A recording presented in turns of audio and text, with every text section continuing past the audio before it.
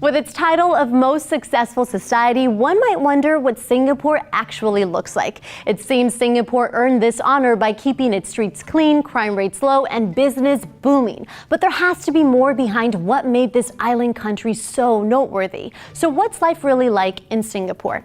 One of the first things you'll notice about Singapore is its diversity. Once Singapore gained independence from Britain in 1963 and then subsequently Malaysia in 1964, it became a country of migrants with an assortment of languages, religions, and cultural beliefs. Today, more than 80% of Singaporeans live in public housing, which holds ethnic quotas to ensure mixed neighborhoods. Here, you'll probably hear an orchestra of at least their 4 official languages: English, Malay, Tamil, and Mandarin. Meet neighbors of different backgrounds and become aware of many religions, all brought to Singapore. It's this cosmopolitan identity that attracts migrants from all around the world, even today. Daily life is governed by a series of rules and routine which help shape the country's success. There are fines for acts ranging from playing music on the streets to forgetting to flush public toilets.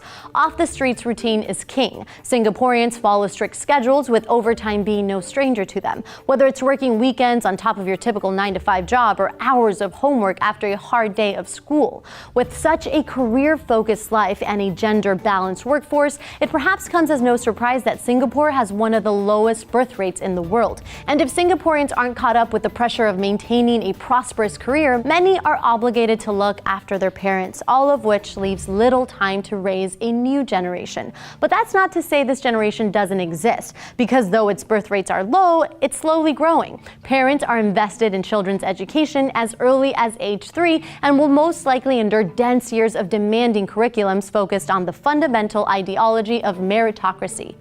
And it shows. In 2014, Singapore ranked #1 in the world in mathematics and science, losing only to China in the previous year. The workforce is unlikely to be much different. Because Singapore is limited in their natural resources, the country invests in manpower, excelling in many sectors such as banking, biotechnology, energy, and infrastructure.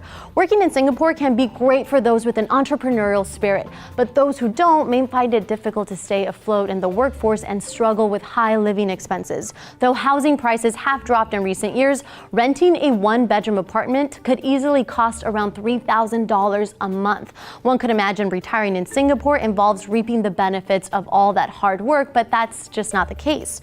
Though people are living longer thanks to Singapore's excellent healthcare system, they're also expected to work longer. One expert on Singapore's elderly insists on taking a new perspective. Older persons can be an engine for national development. Our knowledge economy can continue to flourish with the expertise and experience of older workers and stay ahead despite an aging population. But did you know that half of households in Singapore speak Chinese? If you want to know more about China, one of the most influential countries in the world right now, we highly recommend checking out our friends over at China Uncensored. Click here now to see their video on the one thing China's soldiers just can't hide. Yes, I'm a master of camouflage.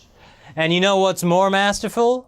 These pictures published last week on Weibo by the People's Liberation Army Daily. A harmless nature scene? A tree? A tree with a crossbow? Thanks for watching, and please subscribe.